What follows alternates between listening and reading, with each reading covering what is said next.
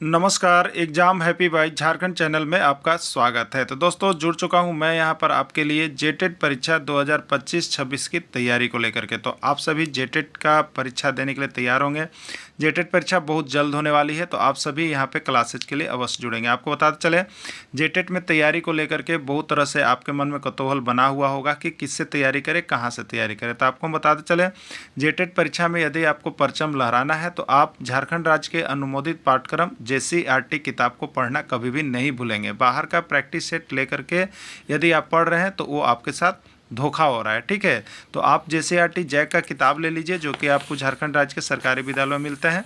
अगर आपको नहीं मिल पाता है तो हम देखिए यहाँ पे झारखंड राज्य के सरकारी विद्यालय से आपको हूबहू हैंड रिटेन नोट्स डेली बना करके, जो आपका न्यू सिलेबस आया है उसके आधार पर यहाँ पर सभी सब्जेक्ट का, चाहे आप 1 से 5 के शिक्षक हो, चाहे 6 से 8 का शिक्षक हो, सभी की तैयारी करवाते हैं। आप घर बैठे यहाँ पर क्षेत्रीय भाषा छोड़ करके सभी सब्जेक्ट का केवल 500 रुपये में तैयारी कर सकते, जिसके लिए देखिए यहाँ पर आपको मोबाइल नंबर दिया गया है 9631054226 पर आप संपर्क करके यहाँ से सभी कोर्सेज परचेज भी कर सकते हैं, तैयारी भी कर सकते हैं। बहुत सारे कोर्सेज बन गए हैं, तो आप अवश्य संपर्क कर लेंगे, घर बैठे ही तैयारी यहाँ से हो जाएगी। चलिए देखते हैं आगे। सामाजिक विज्ञान का प्रैक्टिस सेट 12 लेकर के आए हुए हैं। इसके पहले आपने यहाँ पे सामाजिक विज्ञान या भाषा शिक्षक की जो जेटेट की तैयारी कर रहे हैं उन्होंने प्रैक्टिस सेट 11 तक बना लिया होगा।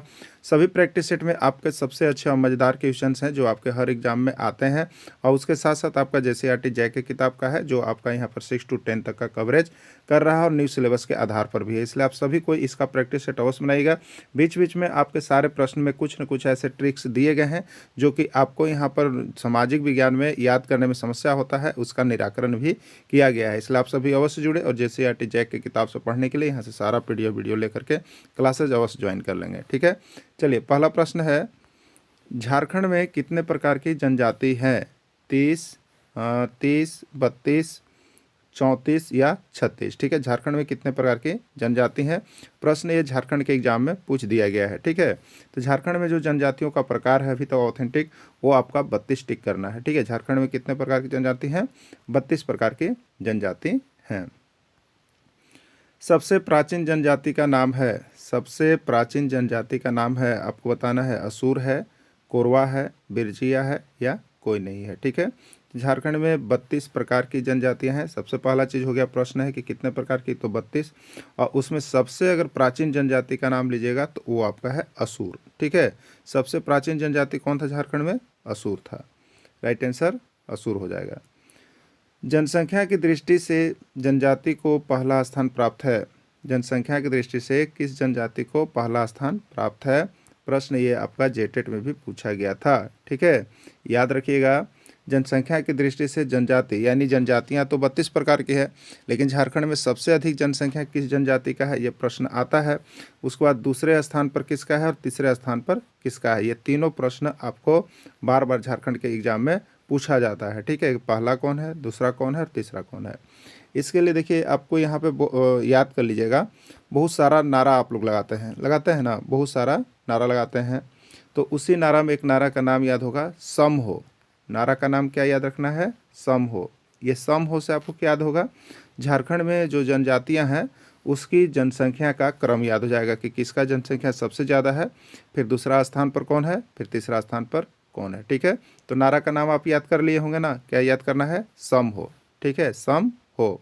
अब ये क्या बता रहा है? तो देखिए, सम हो आपको हमने एक नारा याद करने के लिए कहा है, उसका नाम है सम हो। जैसे जय हिंद रटते हैं, जय भारत रटते हैं, जय हो कहते हैं, राधे राधे कहते हैं, तो आप सम हो कहिएगा इस प्रश्न के लिए, ठीक है। तो सम हो में एस से देखिए यहाँ पे अब हम लोग लेके चलते हैं कि पहला दूसरा के लिए कैसे जानेंगे। सम हो है तो एस से देखिए है संथाल, एस से क्या है? संथाल। यू से क्या है?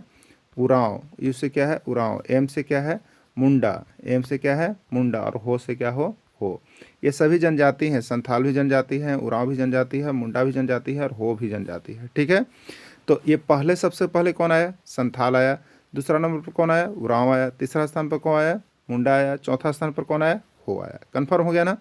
तो यहाँ पे आपको जो जनसंख्या की दृष्टि से अगर जनजातियों का पहला स्थान कोई पूछे तो आपको संथाल में टिक करना है, दूसरा स्थान कोई पूछे तो उरांव को टिक करना है, तीसरा स्थान कोई पूछे तो मुंडा को टिक करना है, और चौथा स्थान कोई पूछे तो हो को टिक करना है। अब आप कंफ्यूज में शायद नहीं रहिएगा, ठीक है। तो राइट आंसर ये था। चोल शासकों की राजधानी कहाँ थी? चोल शासकों की राजधानी कहाँ थी? कामरान, तंजावर, विदेह या वैशाली, ठीक है। चोल शासक कहाँ के रहने वाले थे, उनकी राजधानी कहाँ थी, ठीक है। तो चोल शासक की राजधानी आपका कहाँ था? तंजावर था। प्रसिद्ध राजराजेश्वर मंदिर को किसने बनाया? ठीक है, प्रसिद्ध राजराजेश्वर मंदिर को किसने बनाया? देखिए प्रश्न यहाँ चेंज है। राजराजेश्वर मंदिर कहाँ है? तो तमिलनाडु के तंजौर में है, ठीक है। ये तो आप लोग को पहले भी जो प्रैक्टिस सेट आया था उसमें करवाया गया था। तो तमिलनाडु के तंजौर में है, क्लियर। और इसको बनवाया कौन? इसको बनवाया कौन? तो राजराज प्रथम ने बनवाया, ठीक है। राजराज प्रथम ने बनवाया, लेकिन यहाँ किसने बनाया? याद रखिए प्रश्न चेंज क्या है। बनवाया तो राजराज प्रथम, और किसने बनाया? तो बनाया में नाम यहाँ पर आपका हो जाएगा, देखिए कुंजरमलन राजराज पेरुत्शन, ठीक है। ये बनाए हैं ना। अब बनवाए कौन है? राजराज प्रथम, लेकिन बनाए कौन है? तो कुंजरमलन राजराज पेरुत्शन ने बनाया। क्लियर हो गया। चलिए अगला देखिएगा। सुप्रसिद्ध सूफी संत ख्वाजा मोइनुद्दीन चिश्ती का मज़ार कहाँ है? ठीक है, सुप्रसिद्ध सूफी संत जो थे आपका ख्वाजा मोइनुद्दीन चिश्ती, उसका दरगाह या उसका मज़ार कहाँ है? ये भी प्रश्न बहुत इंपॉर्टेंट प्रश्न है। देखिए है क्या कि आपका सब JCRT किताब से बार बार पूछता ही है, ठीक है, लेकिन लोग पढ़ते नहीं हैं। जल्दीबाजी में क्या करते हैं, तो दुकान में जाएंगे, वहाँ से प्रैक्टिस सेट लेंगे, उसको बनाना शुरू कर देंगे, जो कि 10 साल पहले का बना प्रैक्टिस सेट भी होता है, पेपर चेंज हो जाता है। इसलिए आप उसको देखने का प्रयास कतई न करेंगे। आप लोग अभी बहुत सा सुविधाएँ चल गई है जहाँ से आप ओरिजिनल चीज़ जाकर पढ़ सकते हैं और कम पढ़ के ज़्यादा यहाँ से अंक उठा सकते हैं, ठीक है। तो आप लोग JCRT को ही पढ़ेंगे, किताब हो ना हो तो यहाँ से आप सारा कुछ ले लेंगे, ठीक है। सुप्रसिद्ध सूफी संत ख्वाजा मोइनुद्दीन चिश्ती का दरगाह या मज़ार कहाँ है? तो ये आपका है अजमेर में। कहाँ है आपका? अजमेर में है, ठीक है। राइट आंसर ये हो जाएगा। राजराजेश्वर मंदिर कहाँ स्थित है? ठीक है, राजराजेश्वर मंदिर जिसको बृहदेश्वर मंदिर भी कहते हैं, तंजौर तमिलनाडु में स्थित है। अभी आप लोग पढ़े थे, तो यहाँ पर ऑप्शन है तिमल, तमिलनाडु, बिहार, उड़ीसा। तो राजराजेश्वर मंदिर कहाँ स्थित है? तमिलनाडु में स्थित है। राइट आंसर इसका बी हो जाएगा। राजराजेश्वर मंदिर या बृहदेश्वर मंदिर का निर्माण किसने करवाया? देखिए आया प्रश्न, राजराजेश्वर मंदिर और बृहदेश्वर मंदिर। देखिए ये मंदिर जो है ना आपका प्रश्न आता है, ठीक है, यहाँ से आता है। और JCRT का किताब ये क्लास 8 में भी आप जा करके पढ़ सकते हैं, ठीक है। और किसने कराया हुआ है? तो राजा राज प्रथम, राजा राज द्वितीय, राजा राज तृतीय या कोई नहीं, ठीक है। तो अभी आपको बताया था कि राजराज प्रथम ने करवाया था। बाकी देखिए इसके लिए हमने आपको नोट्स भी यहाँ पर लिख दिया है कि राजराजेश्वर मंदिर तमिलनाडु के तंजौर में स्थित है। इसका निर्माण चोल शासक राजा राज प्रथम ने करवाया था। इसे बृहदेश्वर मंदिर भी कहा जाता है, और यह मंदिर भगवान शिव को समर्पित है। और राजा इसको बनाने वाले कौन थे? तभी इसके प्रश्न आया था। राजराजेश्वर मंदिर को बनाने वाले जो आपके थे यहाँ पे, इसका नाम है कुंजरमलन राजराज पेरुचंद, ठीक है। बनाने वाले का नाम कुंजरमलन राजराज पेरुचंद था, ठीक है। तो ये राजराजेश्वर मंदिर और बृहदेश्वर मंदिर जो तंजौर में है, तमिलनाडु में है, और चोल शासकों द्वारा बनाया गया है। ये सभी चीज़ों को आपने यहाँ पे याद कर लीजिए, ठीक है। इसका निर्माण किस शासक के द्वारा करवाया गया, किस भगवान को समर्पित है, सारा चीज़ यहाँ से प्रश्न रहता है। इसीलिए आपको यहाँ पे नोट्स देखिए दे दिया गया है, इसको आप लोग पढ़ करके ही जाएंगे, ठीक है। चलिए नेक्स्ट प्रश्न है, विजय स्तंभ कहाँ स्थित है? चित्तौड़गढ़, मेहरौली, बिहार या कोई नहीं, ठीक है। विजय स्तंभ आपका जो स्थित है वो चित्तौड़गढ़ में स्थित है। कहाँ पर स्थित है? चित्तौड़गढ़। देखिए यहाँ पे चित्तौड़गढ़ के बारे में कुछ आपको लिख दिए हैं। विजय स्तंभ चित्तौड़गढ़ जो है राजस्थान में स्थित है, जिसको मेवाड़ के शासक राणा कुंभा ने बनवाया, ठीक है। विजय स्तंभ को किसने बनवाया? राणा कुंभा ने बनवाया। कौन शासक ने बनवाया? मेवाड़ शासक ने बनाया। विजय स्तंभ कहाँ किस राज्य में है? तो राजस्थान में है। और कहाँ पर स्थित है? चित्तौड़गढ़ में, ठीक है, क्लियर। तो विजय स्तंभ आपको क्लियर हो गया। विजय स्तंभ चित्तौड़गढ़ राजस्थान में स्थित है। इसको मेवाड़ शासक राणा कुंभा ने बनवाया था। बाबर की मृत्यु के बाद मुगल साम्राज्य की गद्दी पर कौन बैठा? अकबर, हुमायूं, जहांगीर या शाहजहां? कौन बैठा बाबर की मृत्यु के बाद मुगल साम्राज्य की गद्दी पर? ठीक है, चलिए इसके पहले हमने आपको मुगल साम्राज्य जो पढ़ाया था उसमें ट्रिक बताया था कि मुगल साम्राज्य के शासक का क्रम याद कर लीजिएगा, ठीक है। मुगल साम्राज्य के शासकों का क्रम आपको याद कर लेना है कि कैसे कैसे आए थे, ठीक है, किसके बाद कौन गद्दी पर बैठा।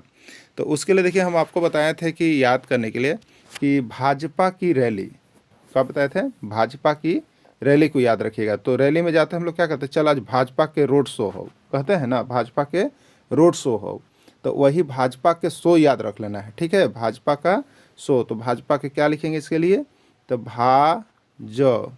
भाज सो लिखना है, क्या लिखना है, सो, भाज सो, ऐसे लिखना है भाजपा रैली में। तो BHAJ, भाज सो, भाजपा का रैली, तो भाजपा पूरा नहीं लिखना है, भाज सो लिखना है, याद रख लीजिएगा। तो मुगल साम्राज्य का संस्थापक तो सबसे पहले बी है, मतलब बाबर है, बाबर है। बाबर के बाद गद्दी पर एच है, एच मने हुमायूं है, ए मतलब अकबर है, जे मतलब जहांगीर है, एस मतलब शाहजहां है, ओ मतलब औरंगजेब है, ठीक है। तो बाबर के बाद गद्दी पर कौन बैठा, आप देखिए हुमायूं बैठा। अगर पूछ देगा हुमायूं के बाद कौन बैठा, तो अकबर बैठा। अकबर के बाद कौन बैठा, तो जहांगीर बैठा। जहांगीर के बाद कौन बैठा, शाहजहां। और शाहजहां के बाद औरंगजेब। क्लियर। तो इस तरह से इसका क्रम एकदम याद रख लीजिएगा। भाज सो पर आपको यहाँ पर प्रश्न कभी भी छूटेगा नहीं, ठीक है। तो देखिए यहाँ पर दिया कि बाबर की मृत्यु के बाद मुगल साम्राज्य की गद्दी पर कौन बैठा, ठीक है। तो ये बाबर मुगल साम्राज्य के शासक का क्रम आपको हम बता दिए। शासक क्रम मतलब सबसे पहले बाबर आया, तो उसी का क्रम के लिए हमको आपको क्या बताएं, भाज सो, भाजपा की सो का नाम रखे। तो बाबर का मृत्यु, ये बी से बाबर था, इसका मृत्यु हुआ। फिर आया हुमायूं, हुमायूं के बाद अकबर, अकबर के बाद जहांगीर, जहांगीर के बाद शाहजहां, औरंगजेब। क्लियर। तो इस पर आपको याद हो जाना चाहिए और याद कर भी लीजिएगा, तो राइट आंसर बी हो जाएगा, ठीक है। मुगल साम्राज्य का ऐसा एकमात्र शासक कौन था जिसने अपने भाइयों में साम्राज्य का विभाजन किया। प्रश्न पूछे हुए हैं, जेटेट में भी आए हुए हैं, बाबर, अकबर, हुमायूं या शाहजहां, ठीक है। देखिए मुगल साम्राज्य का तो नींव किसने डाला था, बाबर ने डाला, ठीक है। किसने डाला, बाबर ने डाला। क्लियर।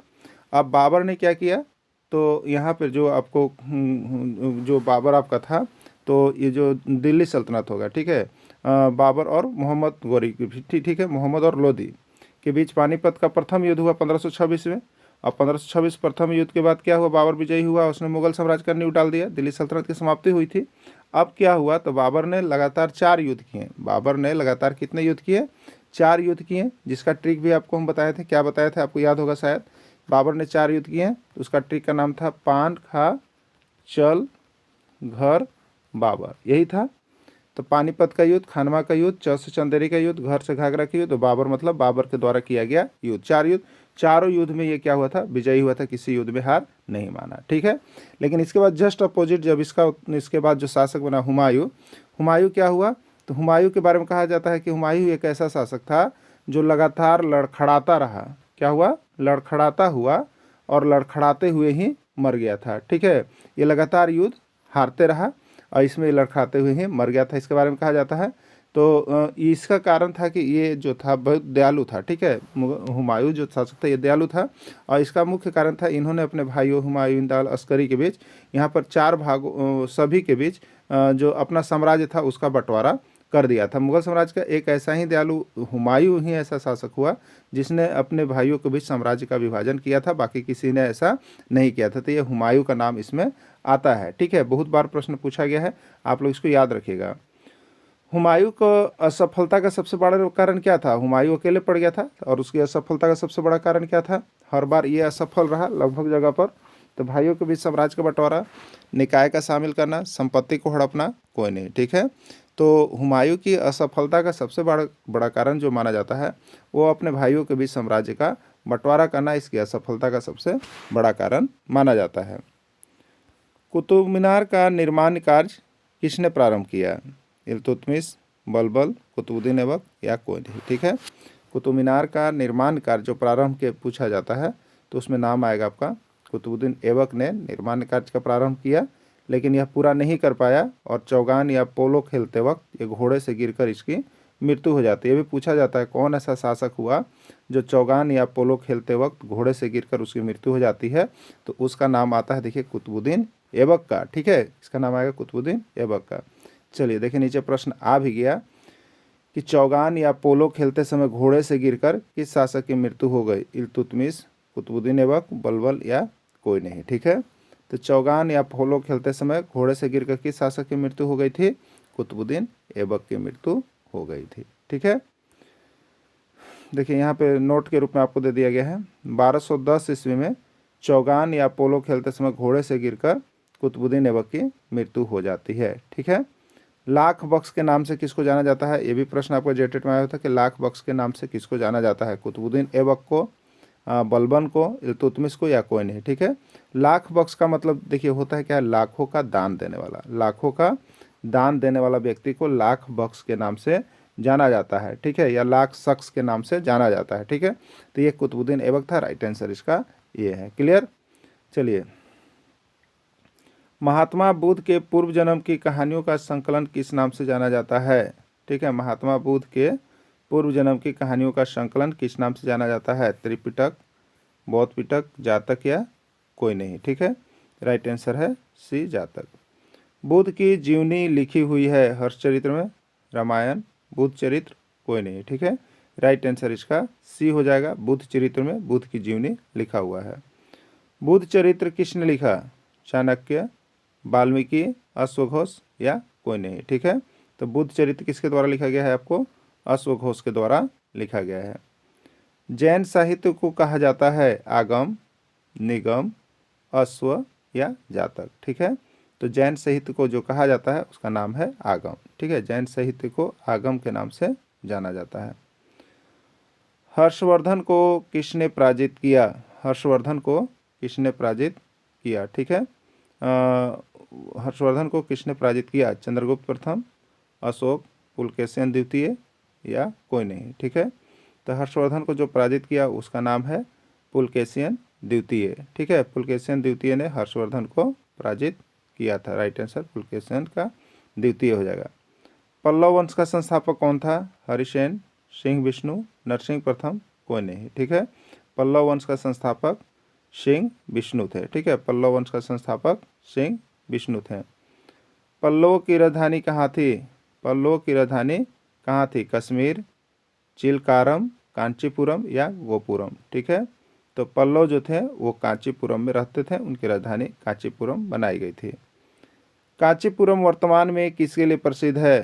कांचीपुरम जो पल्लव की राजधानी थी वो किसके लिए प्रसिद्ध है? सिल्क उत्पादन के लिए, कपड़ा उत्पादन के लिए, रेशा उत्पादन के लिए, या कोई नहीं। ठीक है, तो कांचीपुरम वर्तमान में जो है आपका सिल्क उत्पादन के लिए प्रसिद्ध माना जाता है, सिल्क उत्पादन के लिए प्रसिद्ध है। अशोक के पुत्र का नाम क्या था?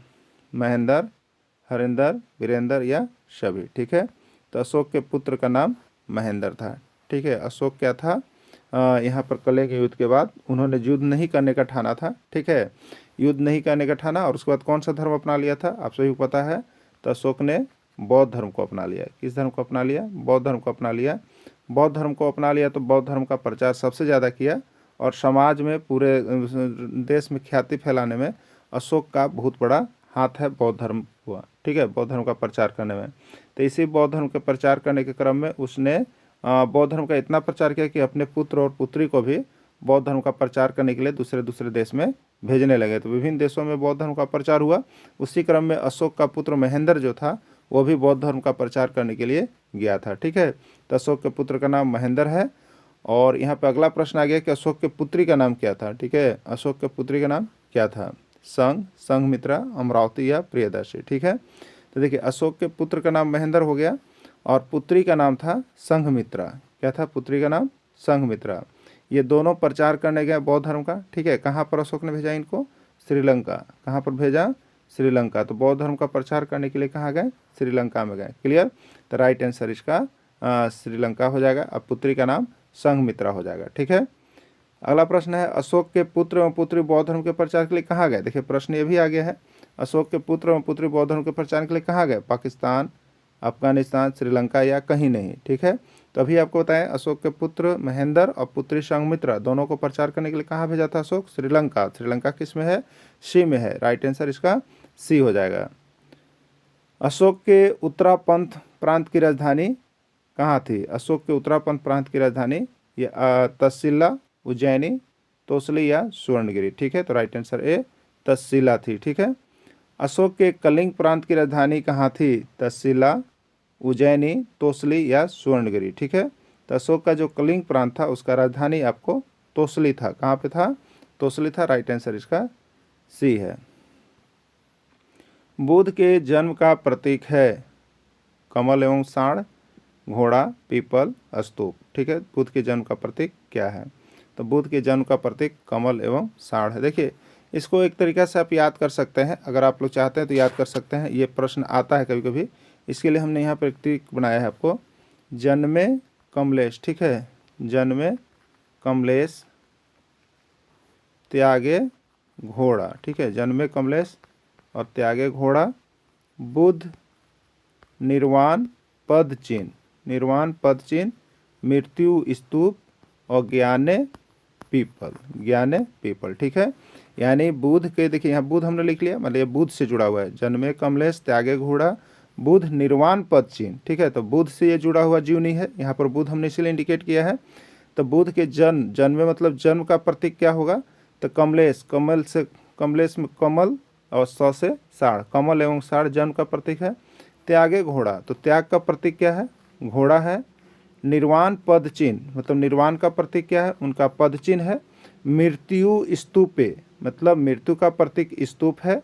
और ज्ञाने पीपल, और ज्ञान का प्रतीक पीपल का पेड़ है। ठीक है, इसको आप इस तरह से भी अगर चाहते हैं तो याद कर सकते हैं, नहीं तो जैसे होके आप ये सब याद कर लीजिएगा, प्रश्न यहाँ से आते हैं आपको। ठीक है, तो चलिए देखते हैं बुध के जन्म का प्रतीक क्या है, तभी आपको ट्रिक बताएं। कमल एवं साढ़ है, राइट आंसर ये हो जाएगा। ठीक है, बुध के त्याग का प्रतीक क्या है? अभी आपको बताए थे जन्मे कमलेश और त्याग दिए घोड़ा। ठीक है, तो त्याग का प्रतीक क्या है?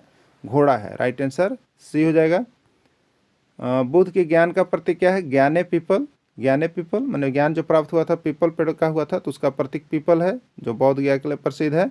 कमल साढ़ घोड़ा पीपल, तो राइट आंसर इसका पीपल हो जाएगा।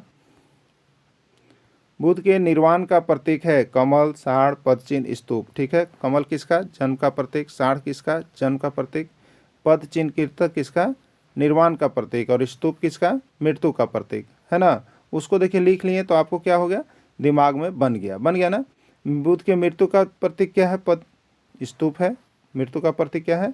स्तूप है। ठीक है, बौद्ध धर्म को अंतर्राष्ट्रीय पहचान किसने दिलाया? बौद्ध धर्म को अंतर्राष्ट्रीय पहचान किसने दिलवाया? देश विदेश सभी जगह प्रचार किया किसने? अशोक ने, बिम्बिसार ने, अजातशत्रु ने, कनिष्क ने। तो अशोक को जो है अंतर्राष्ट्रीय पहचान अपने विभिन्न देश के अलावे अन्य देशों में भी अंतर्राष्ट्रीय पहचान देने में अशोक का बहुत बड़ा हाथ है। यानी बौद्ध धर्म को अगर अंतर्राष्ट्रीय पहचान किसी ने दिलवाया है तो उसका नाम है अशोक। ठीक है, राइट आंसर अशोक हो जाएगा। तो इस तरह से डेली आप यहाँ पे प्रैक्टिस सेट चलाया जा रहा है। बीच बीच में आपका जेटेट न्यू सिलेबस का जो टॉपिक आया है उसका भी जैसे ही आपको पीडीएफ बन रहा है तो वो भी आपको दिया जा रहा है। तो ज्योग्राफी का यहाँ पर न्यू सिलेबस के अनुसार आपका क्लासेज का जो है पूरा नोट्स बना दिया गया। ठीक है, अगर कोई चाहते हो कुल ज्योग्राफी सेशन को देखने के लिए तो आप 150 रुपये में ले सकते हैं, नहीं तो सारी क्लासेज आपकी कितनी भी चल रही है 500 रुपये में आप यहाँ से तैयारी कर सकते हैं। ठीक है, अभी नेक्स्ट टॉपिक जो बन रहा है क्लासेज का वो आपका यहाँ पर पॉलिटिकल का बन रहा है, जिसका विविधता की समझ समाप्त कर दिया गया है। सेकेंड संविधान का अभी चल रहा है। ठीक है, तीसरे से इसके 4 टॉपिक हैं, ये भी बहुत जल्द आपके दे दिए जाएंगे। और बीच बीच में आपको प्रैक्टिस सेट करवा दे रहे हैं हम। जो अभी प्रैक्टिस सेट आपका चल रहा है, प्रैक्टिस सेट देखिए आपके लिए बहुत महत्वपूर्ण है, क्योंकि जिससे कि आप प्रश्न को यहाँ पर कन्फ्यूजन दूर कर सके। ठीक है, क्योंकि सामाजिक विज्ञान में सबसे ज़्यादा प्रॉब्लम आपकी कन्फ्यूजन होती है, कन्फ्यूजन का। ठीक है, आप जानते हुए भी कन्फ्यूज करके गलत करके आते हैं, इसलिए यहाँ पर प्रैक्टिस सेट जरूर बनाइए। डेली जुड़िए सुबह में 6 बजे। ठीक है, सुबह में 6 बजे आपको डेली यहाँ पे दिया जा रहा है, आप जुड़ करके तैयारी कर सकते हैं। वीडियो के अंत तक जुड़े रहें, धन्यवाद।